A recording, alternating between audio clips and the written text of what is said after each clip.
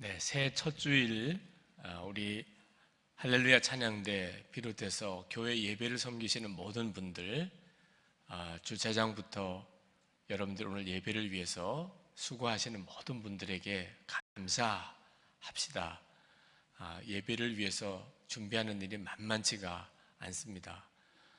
여러분들도 그 일을 위해서 마음을 다하여 함께 섬기시면 좋겠습니다.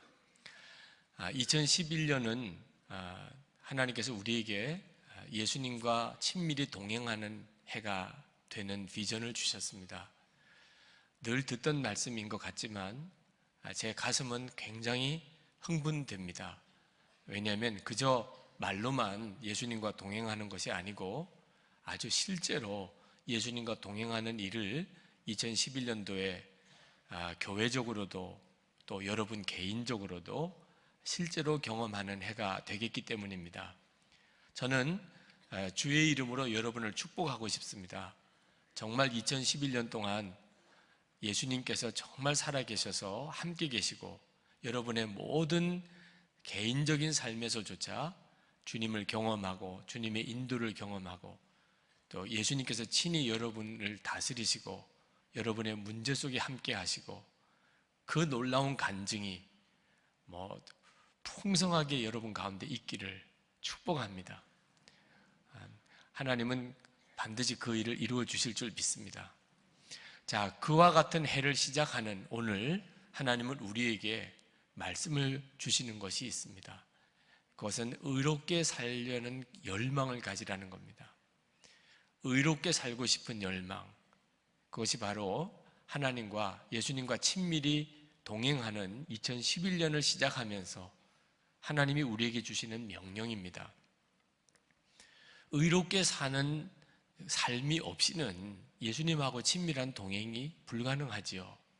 여러분, 죄 지으면서 어떻게 예수님과 동행할 수 있어요? 하나님의 뜻대로 살지 않으면서 어떻게 예수님하고 동행할 수 있습니까? 그러므로 예수님과 동행한다는 것은 의롭게 사는 것입니다.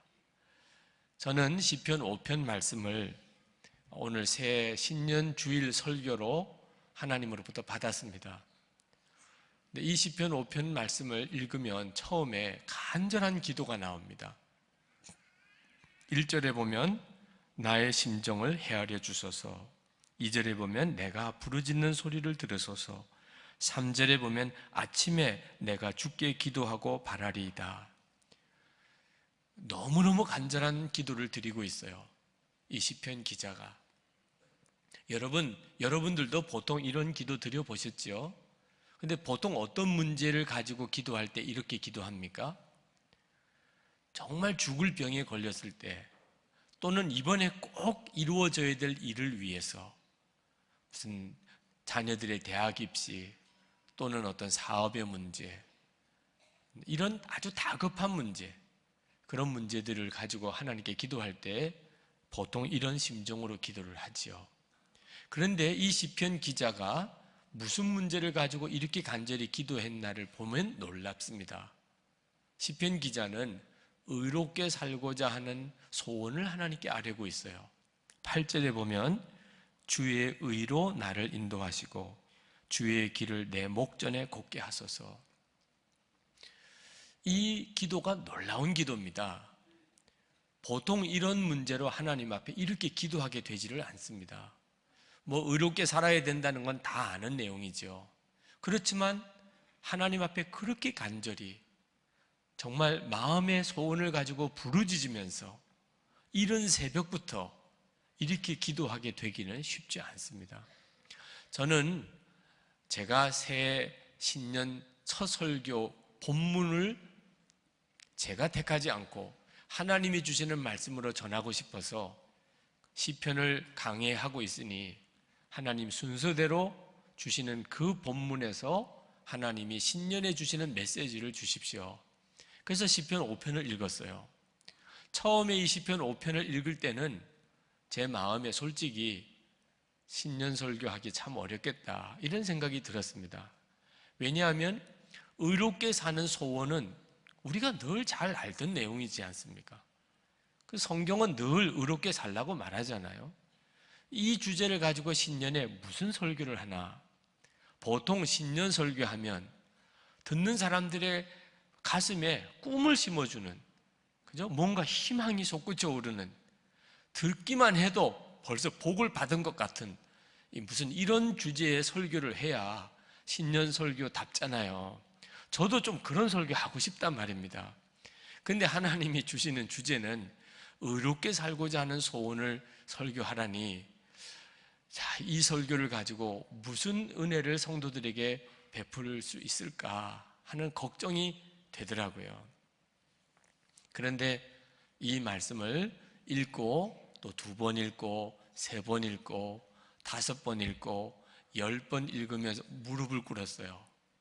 하나님, 정말 그렇습니다. 하나님이 새해에 저와 우리 성도들에게 이렇게 복을 주시려고 하심입니까? 제가 하나님 앞에 정말 무릎을 꿇었다니까. 이건 하나님이 우리에게 복을 주시려고 하시는 메시지였어요. 여러분, 의롭게 살고자 하는 소원은요, 이건 놀라운 것입니다. 이런 소원을 가진 사람을 하나님이 찾으시고 계세요. 한번 12절 말씀을 보실까요? 여호와여, 주는 의인에게 복을 주시고 방패로 함같이 은혜로 그를 호위하시리이다. 그랬던 거예요. 하나님은 복을 아무에게나 부어주시고 싶어 하지 않습니다. 하나님은 우리를 다 사랑하시고 우리가 다 복을 받기를 원하시지만, 그러나 복을 주실 수 있는 길로 가야 하나님의 복이 임하는 거지요. 우리가 하나님이 복을 줄 수 없는 대로 살면서 아무리 하나님께 도와달라고 하면 그게 되겠습니까? 우리를 도와주시는 것이 오히려 우리를 해롭게 하는 것인데 말입니다. 하나님이 정하신 잘 되는 길이 있습니다. 그 하나님이 정하신 잘 되는 길로 가는 것이 매우 중요하지요. 그게 의롭게 사는 거예요. 의롭게 살고 싶은 거 하는 거예요. 예수님께서 십자가에 달려 죽으실 때 예수님의 마음에 원하는 것은 우리가 다시는 죄의 종노릇 하지 않는 사람이 되는 것이었어요. 로마서 6장 6절을 다 잘 알지만 같이 한번 읽어봅시다. 우리가 알거니와 우리의 옛사람이 예수와 함께 십자가에 못 박힌 것은 죄의 몸이 죽어 다시는 우리가 죄에게 종노릇 하지 아니하려 함이니. 그랬습니다. 예수님께서 십자가에 죽으시고 우리 옛사람도 예수님과 함께 죽었다고 인정하시는 이유는 단 하나, 우리가 다시는 죄의 종노릇 하지 않게 하기 위해서 그렇단 말입니다. 그러니 하나님의 마음이 우리가 의롭게 살고 싶어 하면 얼마나 기뻐하시겠다는 거죠. 여기에 2011년도 우리의 삶에 하나님의 역사가 달려있는 겁니다. 우리가 진짜 의롭게 살기를 원하느냐 하는 거예요.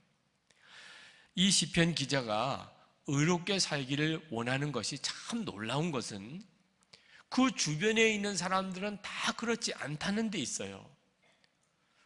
4절부터 6절까지 말씀해 보면 여기에 오만한 자, 행악자, 거짓말하는 자, 피 흘리기를 즐기는 자와 속이는 자에 대한 탄식이 나옵니다. 주변에 있는 사람들은 다 교만하고 악을 행하고 거짓말하고 사람 죽이는 걸 좋아하고 속이는 자들입니다. 주변에 있는 사람들이. 9절에 보면 그들의 입에 신실함이 없고 그들의 심중이 심히 악하며 그들의 목구멍은 열린 무덤 같고 그들의 혀로는 아첨하나이다. 이런 사람들이 주변에 꽉 차 있어요. 여러분, 이런 환경 속에 있다면 사람이 어떻게 되는 게 정상이에요? 자기도 그냥 같이 악해지는 거죠. 저 사람이 나한테 악하게 하면 나도 복수하고 싶은 게 사람의 당연한 심정 아닙니까? 사람들은 다 법을 안 지키는데 나만 법을 지켜야 된다 그러면 여러분 어떤 심정이 되세요? 그거 얼마나 억울합니까? 나만 법을 지켜야 돼. 딴 사람은 다 안 지키는데. 그러면 얼마나 손해라고 생각이 돼요. 얼마나 그것 때문에 마음이 원통합니까? 얼마나 또 바보같이 느껴져요. 교통신호 하나도 사람들이 다 교통신호 안 지키고 그렇게 차를 신호 빨간불인데도 그냥 가고 좌회전이 아닌데도 그냥 우회전 신호를 받고 하는데 나 혼자서만 신호 오기를 기다리고 있으면 어떤 때는 정말 내가 바보 같은 심정이 들 때도 있잖아요. 그런데 시편 기자는 주변 사람들이 다 그렇게 악하게 대하고 다 교만하고 다 거짓말하고 그런데도 자기는 하나님이 기뻐하는 뜻대로 정말 의롭게 살고 싶다는 거예요. 7절 말씀에 보실까요? 오직 나는 주의 풍성한 사랑을 힘입어 주의 집에 들어가 주를 경외함으로 성전을 향하여 예배하리이다. 오직 나는, 나 한 사람만이라도, 그런 뜻이지요. 세상 사람 다 그렇지 않아도, 주위에 있는 사람들이 다 그렇지 않아도, 나 한 사람만 그렇게 한다 하더라도 하나님 좋습니다. 저는 하나님 기뻐하는 뜻대로 하고 싶습니다. 이것 때문에 손해보고, 이것 때문에 고통당하고, 이것 때문에 바보 소리 들어도 하나님, 저는 의롭게 하고 싶습니다. 저는 하나님 뜻대로 살고 싶습니다. 그 말이에요. 정말 대단하잖아요. 하나님이 바로 이런 사람을 주목하고 찾고 있단 말입니다. 하나님이 찾으시는 사람이에요. 하나님께서 진정 이런 사람을 찾으십니다.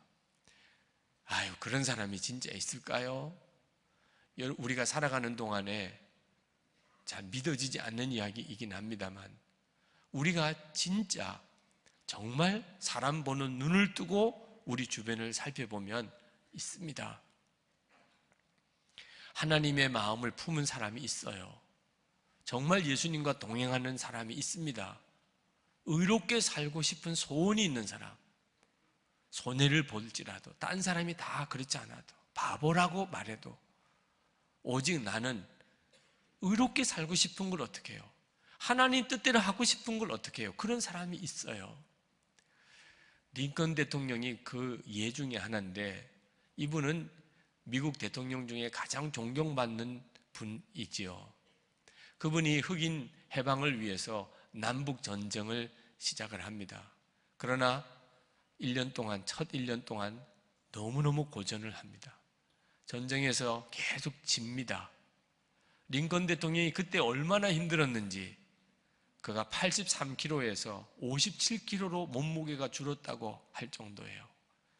총사령관으로서 그가 그 일로 인해서 얼마나 심각한 스트레스를 받았는가 하는 걸 알 수가 있죠. 그런데 북군이 첫 승리를 거두는 날, 그 승전보를 백악관에 전해줍니다. 참모들이 다 환호성을 지르면서 대통령에게 와서 말합니다. 대통령 각하, 이제부터는 아무 염려하지 마십시오. 하나님은 항상 우리 편입니다. 하나님은 항상 우리 북군 편입니다. 그랬을 때 링컨은 정색을 하면서 유명한 말을 했죠. 제가 진짜 마음에 걱정하는 거, 정말 제가 염려하는 그것은 내가 정말 하나님 편에 바로 서 있는가 하는 겁니다. 하나님 우리 편이 되어달라고 그렇게 구하는 게 아니고, 내가 진짜 하나님 편에 서 있는가, 이 전쟁을 이끌어가면서 나는 진짜 하나님 편인가, 그게 내가 진짜 염려하고 걱정하는 유일한 것입니다. 만약에 내가 하나님 편에 서는 것이 분명하다면 당연히 하나님은 내 편이 되시겠죠. 저는 이 교훈을 성경의 다윗을 통해서 깨달았습니다. 여러분, 평소에도 말입니다, 이런 자세를 가지고 문제를 보는 눈을 가지는 것이 매우 어려운 일입니다. 항상 하나님 내 편 되주세요, 하나님 나를 도와주세요, 이렇게 하기 쉽지, 내가 하나님 편일까? 내가 하나님이 원하는 쪽일까? 내가 하나님이 기뻐하는 그런 방향으로 가고 있을까? 이렇게 생각하기 참 어려워요. 이게 전쟁인 상황에서는 더 그렇습니다. 이건 죽고 죽이는 아주 심각한 상황입니다. 그 순간에도 링컨은 나는 진짜 하나님 편일까? 내가 정말 하나님이 기뻐하는 일을 하는 건가? 이런 생각을 항상 하고 전쟁을 이끌어 갔다는 거죠. 하나님께서 링컨을 사랑하신 이유가 거기에 있는 겁니다. 하나님 편일까? 그 점이 그에게 가장 중요한 관심사였어요. 그런데 링컨이 그것을 어디서 배웠나? 다윗에게서 배웠다는 겁니다. 그런데 이 시편 5편의 기자가 바로 다윗이에요. 다윗이 이 시편 5편에서 바로 그 기도를 하나님께 드리는 겁니다. 하나님, 저를 의의 길로 인도해 주십시오. 하나님이 기뻐하는 그 길로만 갈 수 있게 해 주십시오. 그런 기도를 다윗이 드린 거예요. 여러분, 우리는 예수님의 십자가의 복음을 알고 나면 세상 사람들하고 소원이 달라집니다. 예수님과 함께 우리 옛사람이 함께 예수님과 함께 죽었어요. 그런데 어떻게 세상 사람들하고 소원이 똑같을 수가 있나요? 이제는 예수님과 진짜 동행하고 사는 겁니다. 그런데도 어떻게 세상 사람들하고 소원이 똑같을 수 있나요? 워치만 리라고 하는 중국에 참 훌륭한 그리스도인이 있었습니다. 그분이 하루는 기차를 타고 가는데 기차간 안에서 마작 노름판이 벌어졌어요. 그 중국 사람들이 마작을 하면서 사람들이 구경하려고 모이고, 그럴 때 그 마작을 하는 사람이 워치만 리를 바라보면서 당신도 돈이 있으면 여기 와서 우리와 함께 합시다 라고 그렇게 제안을 했습니다. 그때 워치만 리가 대답을 했습니다. 마작 노름을 즐기던 워치만 리는 이미 죽었습니다 하고 말을 했어요. 이게 그리스도인의 자기 고백입니다. 우리에게도 세상 좋아하고 세상 사람 따라 살고 그게 죄 짓는 일이든 악한 일이든 내게 이익을 준다면, 내게 재미를 준다면, 내 소원이 이루어진다면 그러면 가리지 아니하고 하던 때가 있었지요. 그러나 예수님을 영접하고 나면은 완전히 달라졌습니다. 옛사람은 예수님과 함께 십자가에 죽었고 이제는 예수님으로 사는 자가 되었으니 이제는 의로운 길로 가는 것이 내 소원이 되는 거죠. 여러분, 의롭게 살고자 하는 시편 기자에게 그들에게 있어서 이 행악자들, 악하게 사는 사람들은 더 이상 부러움의 조건이 아니었어요. 의롭게 살고자 하는 열망, 그런 열망을 가지고 있는 사람에게는 세상 탓하는 마음이 없습니다. 악한 사람이 잘 되는 거 부럽지도 않아요. 잠언 24장 19절에 보면 너는 행악자들로 말미암아 분을 품지 말며 악인의 형통함을 부러워하지 말라 그랬습니다. 부러울 거 없어요. 세상 사람 다 잘 되는 것 같아도 뭐 수단 방법 안 가리고 사니까 뭐 더 앞길이 열리는 것 같아도 부럽지 않아요. 불쌍하게 여겨질 뿐입니다. 왜냐하면 예수 그리스도 안에서 누리는 말할 수 없이 놀라운 기쁨이 있기 때문입니다. 예수님을 모르는 사람, 하나님의 살아계심을 모르는 사람, 영원한 하나님의 나라가 있음을 모르는 사람들은 순간 세상에서 잘 되는 게 좋아 보일 수 있지만 하나님을 아는 사람에게 있어서는 불쌍할 뿐이에요. 11절 말씀을 보실까요? 주께 피하는 모든 사람은 다 기뻐하며 주의 보호로 말미암아 영원히 기뻐 외치고 주의 이름을 사랑하는 자들은 주를 즐거워하리이다. 세상 사람들이 도무지 알지 못하는 그 기쁨이 있기 때문에 의롭게 살고자 하는 열망이 있는 겁니다. 진짜 기쁨을 소유했기 때문이에요. 그러므로 성도 여러분, 2011년도에 여러분들이 의롭게 살면서 조급해하지 마시기 바랍니다. 왜 나는 이렇게 힘드나요? 왜 나는 이렇게 손해보고 살아야 되나요? 언제까지 하나님 나 이렇게 살아야 되냐? 하지 마시기 바랍니다.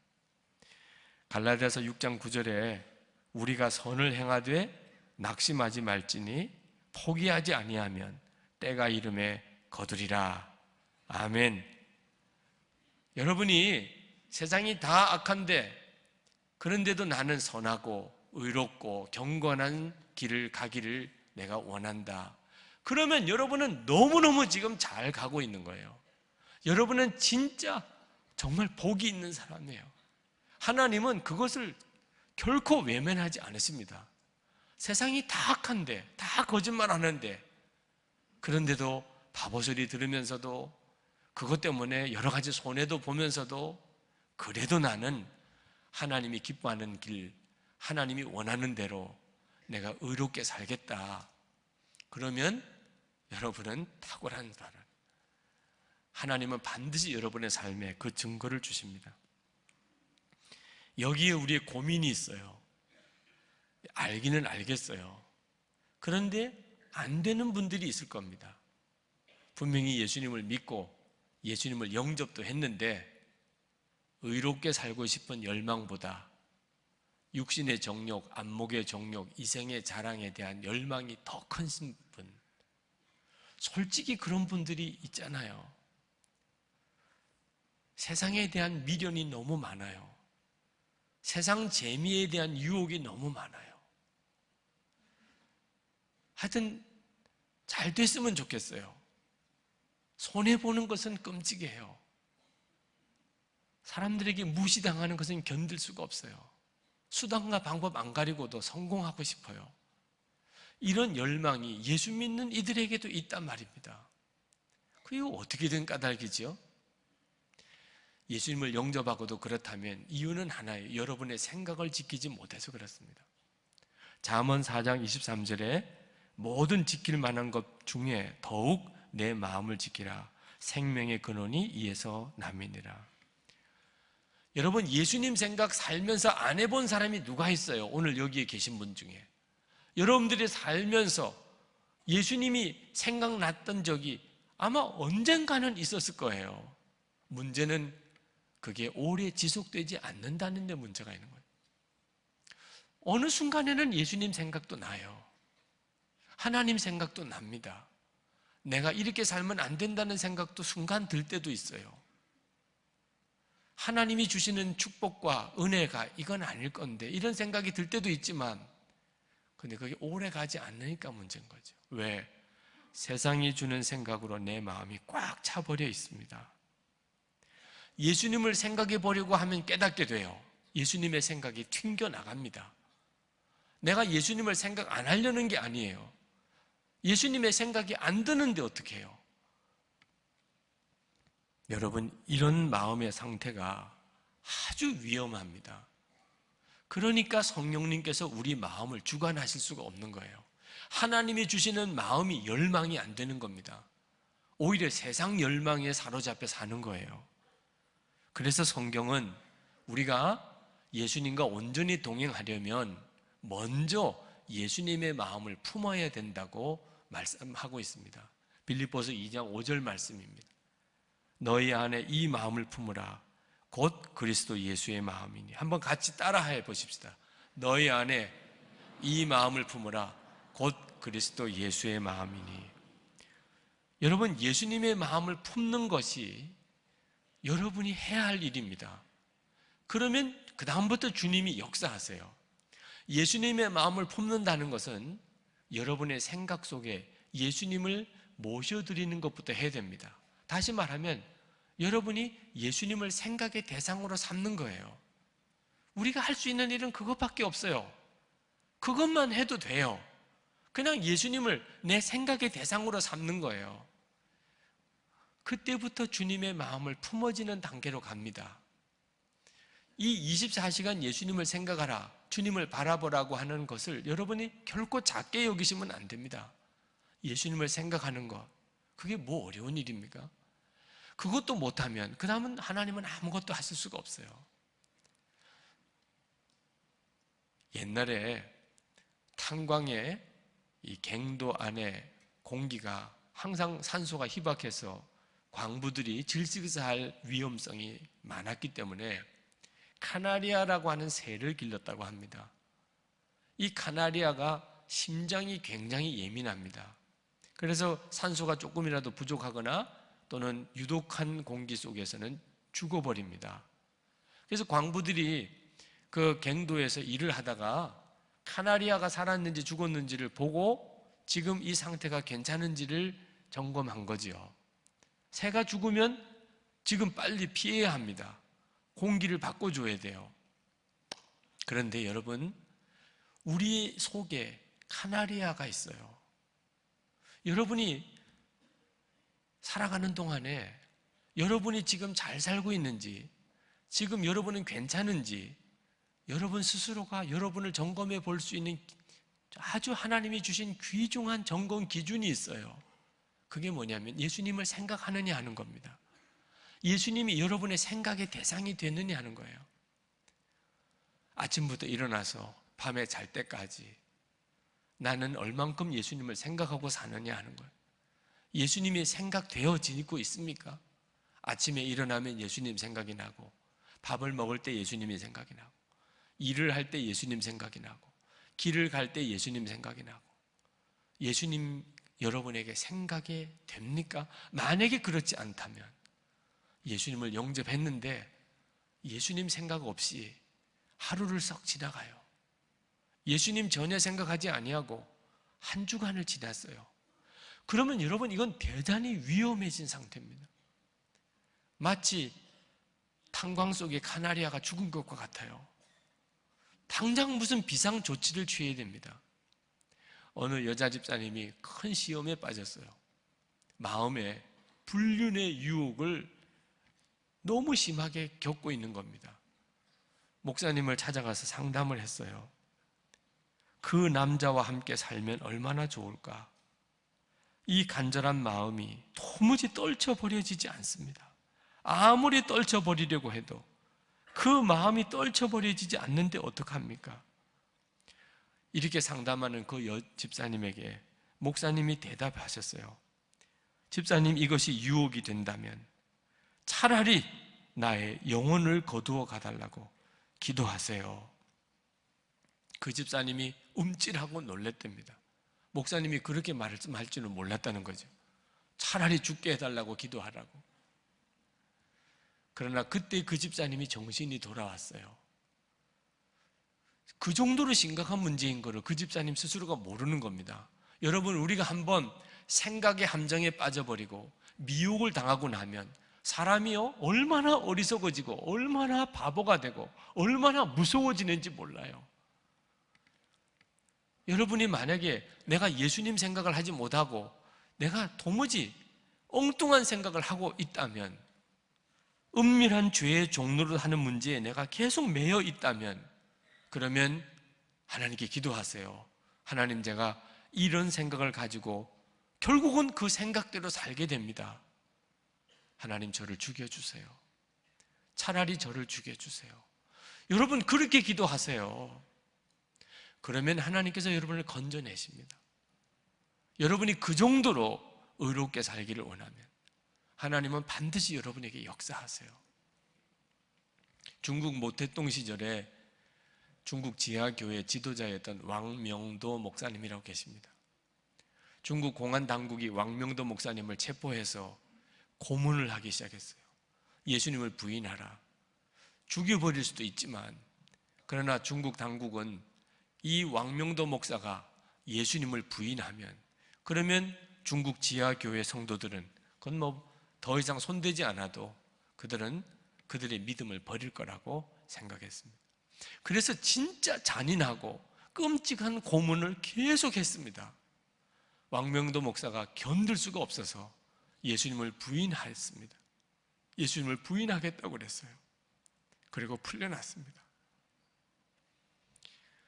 풀려나고 난 다음에 왕명도 목사에게 더 큰 고통이 왔어요. 끊어지지 않는 두통으로 인하여 견딜 수가 없었습니다. 왕명도 목사님이 그때 깨달았어요. 주님이 나를 버리지 않았구나. 나는 예수님을 부인했지만 주님은 나를 버리지 않았구나. 주님이 나를 버리지 않았으니 내게 이런 고통이 있는 거지. 그가 버리지 않으신 주님의 은혜에 너무너무 마음의 감동을 받고 진짜 회개를 했어요. 그리고 목에 큰 간판을 목에다 걸었습니다. 거기에 나는 베드로입니다. 그렇게 썼어요. 그리고는 길거리를 돌아다닙니다. 주님은 나를 사랑하셨는데 나는 주님을 배신했습니다. 나는 베드로입니다. 울면서 통곡하면서 북경 거리를 그 큰 간판을 목에 걸고 돌아다니면서 그가 공개 자백을 했습니다. 중국 공안 당국이 그를 다시 붙잡아서 19년 동안 정말 지긋지긋한 무서운 감옥 생활과 고문을 당하며 살았습니다. 이 소식이 중국 지하교회에 알려졌어요. 중국 지하교회 성도들이 이 왕명도 목사님의 그 이야기를 듣고 그들이 다 심령에 엄청난 힘을 얻었어요. 주님이 지금 중국 교회를 버리지 않으셨구나 하는 것을 알았어요. 그들은 놀라운 위로를 받았고 어떤 어려움 중에도 믿음을 지킬 힘을 얻었어요. 그 왕명도 목사님을 뒤이어서 중국 지하교회 지도자들이 굳건하게 일어서기 시작했습니다.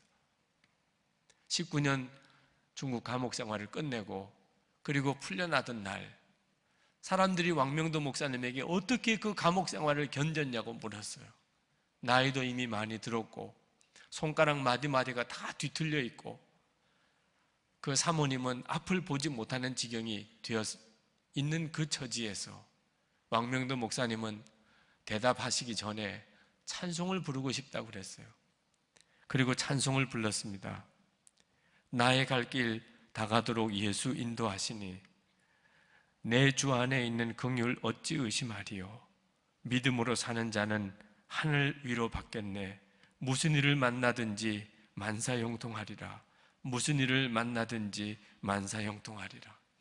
빛이 나는 얼굴로 이 찬송을 부르고 그리고 말했습니다. 저는 감옥에 있는 동안 이 찬송을 잊은 적이 없었습니다. 그리고 이 찬송의 가사처럼 하늘의 위로가, 주님의 위로가 저에게 있었기 때문에 19년 동안 저는 아주 행복했습니다. 참으로 두려운 순간에 예수님이 생각나니까, 주님을 바라보아지게 되니까, 그러니까 왕명도 목사님은 사는 길로 걸어갈 수 있었어요. 자기도 살고 중국 교회도 사는 길로 걸어갈 수 있었어요. 하나님은 아주 연약한 한 인간을 통하여 하나님의 영광을 드러내실 수가 있었어요. 여러분, 예수님을 정말 생각할 수 있다는 것, 이거 얼마나 놀라운 일인지 모릅니다. 주님이 항상 바라보아지면 당연히 의롭게 살고자 하는 마음 일어나게 되어 있습니다. 시편 기자는 아침 첫 시간에 그가 하나님 앞에 드리는 첫 기도라는 뜻입니다. 자기가 의로운 자가 되게 해달라는 기도를 드렸습니다. 3절에 여호와여 아침에 주께서 나의 소리를 들으시리니 아침에 내가 주께 기도하고 바라리이다. 첫 기도라는 뜻은 진짜 갈망이라는 뜻이에요. 누구든지 하나님께 첫 번째 드리는 기도가 그 사람의 진짜 소원이거든요. 허드슨 테일러 선교사님은 말했습니다. 나의 헌신과 행복의 비결은 하루를 어떻게 시작하느냐에 달려 있습니다. 연주자는 음악회가 시작되기 전에 악기를 조율합니다. 음악회가 끝난 뒤에 조율한다면 어리석은 일이겠지요. 나는 아침에 일어나면 하나님의 뜻에 나의 생각을 맞추는 일부터 시작합니다. 그러면 하루가 보람되고 행복해집니다. 오늘 새해 첫 주일이에요. 오늘은 이 한 해 동안 되어질 일을 하나님과 조율하는 시간입니다. 여러분, 오늘 무슨 기도를 하나님께 드리겠습니까? 이건 대단히 중요합니다. 새해 첫 주일에 하나님께 나는 무슨 기도를 드리겠습니까? 어느 통계를 보니까 사람들이 새해 소원 3가지, 대표적으로 그들이 드리는 소원 3가지가 있는데, 첫째는 건강, 둘째는 화목한 가정, 셋째가 로또 당첨이라고 이야기를 하더라고요. 여러분도 그렇습니까? 여러분, 로마 황제의 평균 수명이 35세였어요. 중국 황제들의 평균 수명이 39세, 조선 왕조 왕들의 평균 수명이 43세입니다. 세상 부귀영화 한순간이에요. 정말 구름 잡는 것과 같아요. 그런 것을 위해서 올 한 해 소원을 드리는 사람은 이 한 해가 영적으로도 매우 공고해집니다. 진짜를 붙잡지 못했기 때문이에요. 여러분이 진짜 하나님이 역사하시는 그 소원을 붙잡으면, 그러면 올 한 해는 정말 놀라운 기적의 해가 돼요.